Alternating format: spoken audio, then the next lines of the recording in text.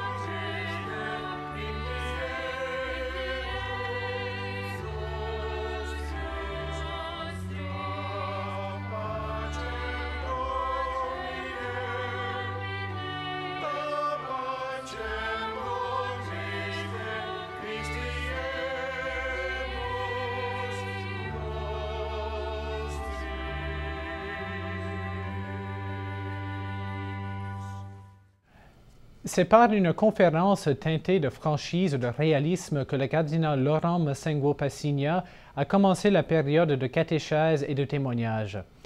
En effet, le thème de la réconciliation ne pouvait pas ne pas souligner la crise que passe l'Église en Irlande. Il a ainsi affirmé que la restauration de la communion entre les victimes et l'Église est nécessaire et qu'elle ne pourra se produire que si nous implorons le pardon de Dieu. C'est ensuite qu'il a manifesté le moyen du dialogue qui peut offrir le lieu pour le pardon et la réconciliation. Voici un extrait de cette catéchèse. Mais le Christ a fait la réconciliation en rassemblant juifs et païens, non pas en les gardant chacun imperméables aux autres, en les juxtaposant chacun dans ses privilèges, qui étaient l'alliance, la promesse, l'espérance, Dieu unique, mais en les unissant dans son corps et en faisant une seule réalité, un homme nouveau. La réconciliation implique des cœurs nouveaux. Dans le Christ, la suppression de toutes les barrières et de toutes les discriminations structurelles, raciales, ethniques, légales, religieuses. On ne peut vouloir la réconciliation chrétienne sans des cœurs convertis. On ne peut se réconcilier qu'en étant un. On ne se réconcilie qu'avec le prochain, c'est-à-dire celui qui l'est devenu parce que la haine a été tuée et que l'inimitié a été crucifiée sur la croix. Le témoignage a été présenté par Richard Moore, fondateur de Children in Crossfire, organisme qui vient en aide aux enfants victimes de la pauvreté dans plusieurs pays d'Afrique. Jeune, il a grandi durant le conflit sanglant de l'Irlande du Nord. Son école était au cœur des combats avec l'IRA. À l'âge de 10 ans, il devient aveugle car un soldat anglais lui a tiré dessus. Grâce à sa foi et celle de sa famille, Richard a pu faire des études, se marier, avoir des enfants et fonder Children in Crossfire. À 43 ans, Richard Moore a pu rencontrer Charles, le soldat anglais qui l'a rendu aveugle à vie, et il lui a pardonné. Voici un extrait de son témoignage. Il s'appelle Charles. Et en janvier 2006, je suis allé jusqu'en Écosse, tout seul, pour rencontrer Charles pour la première fois. Donc s'asseoir à la table d'un hôtel face à l'homme qui a tiré sur la gâchette et qui m'a rendu aveugle toute ma vie et qui a fait tant de mal à moi-même et à ma famille. Et aimer cet homme, ça a été pour moi une expérience incroyable. Charles et moi-même avons bavardé pendant 4 heures, plus de 4 heures. Et pour être honnête, je dois dire que c'était l'expérience la plus incroyable de ma vie. Et j'ai appris 2 choses à propos du pardon. D'abord, le pardon est un don pour toi-même. Ce que je veux dire, c'est que, oublions Charles, s'il veut mon pardon, bon, qu'il l'ait. Oui, je pardonne, Charles. Mais pour ma paix, pour mon bonheur, je pardonne, Charles.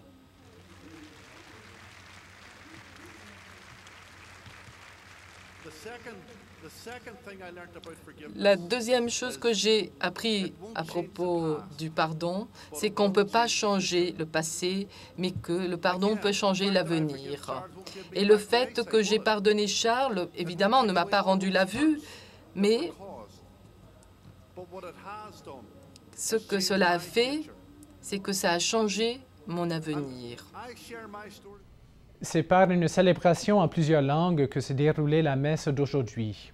En effet, plusieurs prières étaient en gaélique, la langue traditionnelle irlandaise, mais également en chinois, italien, anglais, français, slovaque et tagalo. Cette célébration fut présidée par le cardinal Sean Brady, qui a également prononcé l'homélie. Écoutons un extrait de cette homélie. Qui d'entre nous ne s'est jamais égaré au moment de la vie? Qui, à un moment donné, a choisi un chemin, une voie qui n'est pas celle du Seigneur? Qui n'a pas vécu l'expérience de la séparation ou de la solitude? Qui d'entre nous n'a jamais vécu l'expérience de la peur? Qui d'entre nous n'a jamais porté le poids du repentir pour les fautes commises par le passé? Alors, portons notre attention sur les paroles que Jean-Paul II a prononcées en 1979 lors de sa visite à Dublin. Et c'est-à-dire que tous les sacrements, c'est-à-dire les sacrements de la réconciliation, justement s'inspirant de la parabole de la brebis, eh bien tout cela est vrai pour nous. Matthieu nous dit que le Seigneur est notre bon pasteur et qu'il va toujours nous guider quand nous nous égarons. Il nous cherche toujours. Quand nous nous égarons, il nous conduit vers le lieu auquel nous appartenons vraiment. Il guérit nos blessures. Il va rétablir notre innocence. Il va nous conduire vers l'Eucharistie, vers le sacrifice de la réconciliation. Et aujourd'hui, il y a eu un rassemblement de tous les pèlerins canadiens au Congrès eucharistique. Près de 900 pèlerins se sont rassemblés dans la salle et tous les évêques canadiens participant au congrès y étaient présents. Des courtes présentations ont été données par des groupes de chaque province du Canada et Monseigneur Richard Smith, président de la CECC, et Monseigneur Gérald Cyprien Lacroix, archevêque de Québec, se sont adressés à la délégation canadienne. Quelques pèlerins ont pu partager leurs expériences avec le groupe et tous les membres de cette délégation ont pris du temps pour prier ensemble. C'était donc un moment de partage pour tous les Canadiens qui ont fait le voyage en Irlande. Parmi les grands saints d'Irlande, on penserait d'abord à Saint Patrick. Mais les ruines de Glendalough, ancien site monastique, témoignent à l'importance d'une autre grande figure de l'Église irlandaise, Saint Kevin. Moine du 7e siècle, Saint Kevin est arrivé à Glendalough avec l'intention de trouver la solitude pour se dévouer à la prière et à l'étude. Il était un homme studieux et a attiré plusieurs personnes qui recherchaient un idéal de prière et d'étude. Peu à peu, Glendalough est devenu un monastère reconnu pour ses moines érudits et par la suite, plusieurs églises ont été construites sur ce site. On trouve aussi à Glendalough une haute croix qui est un objet de pèlerinage en Irlande. Selon la légende, si vous êtes célibataire et vous embrassez la croix, vous serez marié dans moins d'1 an. Et dans la journée d'hier, le père Thomas Rosica a donné une conférence sur le thème de la nouvelle vision du ministère et de l'identité du prêtre. C'est devant un public composé de prêtres, religieux et religieuses, ainsi que de laïcs que le père Rosica a prononcé son discours en manifestant le lien qui nous attache aux différentes histoires de vocation présentes dans la Bible. C'est ainsi que ceux qui se sont appelés par Dieu à une mission spéciale en arrivent à se poser la même question que Saint Paul. Qui nous séparera de l'amour de Dieu? C'est la réponse à cette question qui rend possible la vie consacrée est de surmonter les différentes difficultés qui peuvent se trouver à l'extérieur et à l'intérieur de l'Église. C'est donc en 6 points que le père Rosica a voulu manifester que le prêtre d'aujourd'hui doit être un homme dédié à l'Eucharistie, qui apporte la joie, qui est un rempart d'espérance pour les autres, un modèle de compassion, un agent pour la nouvelle évangélisation, ainsi qu'un instrument de transmission de la sainteté. Et malgré son horaire rempli d'activités, le père Rosica a pu prendre du temps pour faire du magasinage. Il a pu visiter le kiosque de Slabink, une marque très connue pour les prêtres pour la grande qualité de leurs vêtements liturgiques. Dans ce reportage, le père Rosica nous fait entrer dans le monde des vêtements liturgiques fabriqués par Slabink. Now, I've gone shopping again during the Eucharistic Congress, and this time I ended up big time. This is a top-of-the-line store at the Slabink booth. Those of us who are priests know about the top-quality vestments made by Slabink of Belgium. But did you ever imagine that on Salt and Light television you will meet the descendant, the great-grandson of Henri Slabink out of Bruges in Belgium? Matthias, thanks for having us this morning. Thank you for coming, and those were very kind words on our company. I thank you. Thank you. Now, the only complaint I have is this stuff is really expensive stuff, you know, but it's worth it. It's solid stuff. And you've got something for everybody. We see here the extraordinary form vestments.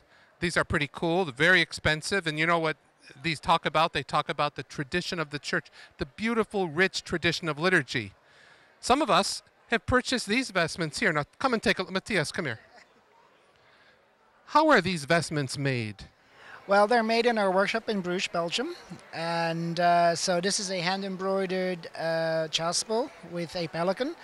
And so in our workshop in Bruges, we have in total, well, we employ 64 people, but we have 40 women in the workshop who make these vestments. And everything is done in one central location. So every Slabink vestment you see anywhere in the world is made in Bruges, Belgium. This is a very beautiful vestment, and of course the symbol that we have here is the pelican. The pelican, an ancient Christian symbol, O Pie Pelicane, and from St. Thomas Aquinas' beautiful hymn to the Eucharist, the pelican which pierces itself in the breast, and it feeds its young with its blood. What a beautiful Eucharistic symbol. The beauty of Slabink vestments is its clarity, simplicity. They're expensive, but they're well worth it. They have a long life. Matthias, tell your family how happy we are with your vestments. They speak of the rich tradition of the Church, of the Second Vatican Council, also these vestments. And it's the dignity. Look at these objects here. No, I've never seen a bishop's mitre so small as this. Well, It's for a humble bishop. if you look at the very old designs or sketches of the first bishops, they were wearing very low mitres. It's only later on in church history that the mitres have gone larger and larger. And so in a way, we are trying to find the roots back of the original vestments. And it is also true that for a shorter bishop, it is sometimes better to wear a shorter mitre because a very large mitre would make him look even smaller. What's the significance of a mitre? Can you tell us what this represents? Well, the mitre, of course, is worn by the bishop, by bishops and cardinals and abbots of monasteries. So it is a sign of their dignity and their function. And of course, it comes back from the early Roman church, as do all vestments. All vestments have a origin in the clothes and the garments that the Romans wore. And of course, that has evolved into church tradition, but that's where it all comes from. So as you can see, here at the Slabink booth at the International Eucharistic Congress in Dublin, we struck gold by meeting the great-grandson of Henri Slabink, who are the manufacturers of beautiful liturgical items, vestments, monstrances, and mitres for short bishops. Great to be with you today, and remember that name, Slabink, S-L-A-B-B-I-N-K, out of Bruges in Belgium. Avec une délégation qui compte près de 1200 personnes, l'Église au Canada a envoyé un grand nombre de participants en Irlande pour participer à ce 50e congrès eucharistique international. Il y a aussi des Canadiens qui sont animateurs des activités à Dublin, dont M. Normand Lévesque, directeur du programme Église verte au Canada, qui présente une catéchèse sur le lien entre l'Eucharistie et le respect pour la création.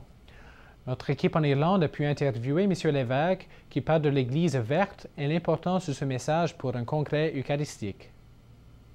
J'ai été invité ici au congrès eucharistique, nommément parce que je m'occupe du programme Église verte, et j'ai été nommé par mon évêque, Monseigneur Gendron, au diocèse de Saint-Jean-Longueuil. J'ai été nommé animateur diocésain de pastoral de la création. C'est un nouveau type de ministère. La raison pour laquelle j'ai été invité ici, c'est pour donner une conférence sur le thème de la création, prendre soin de la création et comment il y a des liens dans l'Eucharistie. Le programme Église verte, d'abord, a 3 axes. Il y a l'axe de l'action, donc le recyclage, l'efficacité énergétique des bâtiments, plein d'autres choses qui sont dans l'action. Il y a la sensibilisation. Donc, pour la sensibilisation, il y a, par exemple, inviter un conférencier, une conférencière, ou bien mettre des capsules écolo dans les bulletins paroissiaux. Et le 3e, c'est la spiritualité. Donc, être attentif à la tradition de l'Église qui offre une réponse à la crise écologique, notamment par les récits des saints, par les récits dans la Bible, les déclarations ecclésiales et les prières eucharistiques. Donc, je suis au congrès eucharistique pour présenter cette conférence-là, l'Eucharistie et l'environnement, et je présente comment les prières eucharistiques, comme par exemple « Saint, Saint, Saint, le Seigneur, Dieu de l'univers, le ciel et la terre sont remplis de ta gloire ». On n'est pas capable de dire ça quand on est à côté d'un site d'enfouissement ou des colonnes de fumée. On n'est pas capable de dire que la création, elle est belle à ce moment-là. On le sait qu'on trahit quelque chose. Donc, les prières eucharistiques sont là pour nous aider à ouvrir notre cœur, non seulement à la communauté, mais à toute la création. Les activités du congrès eucharistique continuent demain, vendredi 15 juin. La journée sera consacrée au thème de la communion dans la souffrance. Comme pendant toute la semaine, nous vous présentons demain la catéchèse et les témoignages à partir de 13 h. Nous serons de retour sur Perspective demain soir à 19h30. Et chaque matin, pendant le congrès eucharistique, les pèlerins ont la chance d'écouter et de chanter avec plusieurs chorales qui proposent des chansons d'inspiration chrétienne. On vous laisse sur ces images de chansons et de musique. Et merci à vous, mesdames et messieurs, de nous avoir suivis. À la prochaine.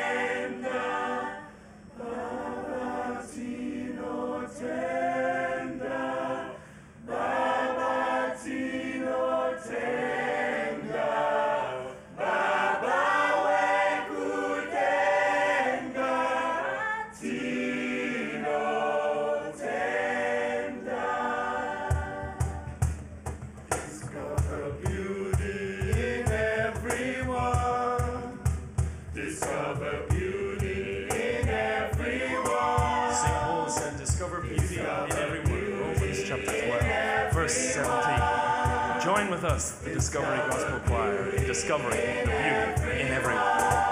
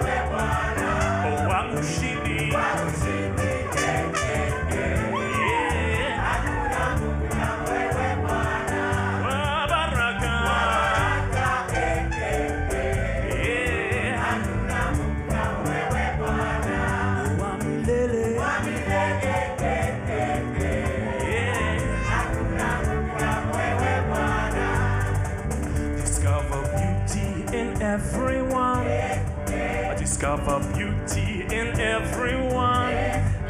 Discover beauty in everyone. Discover beauty.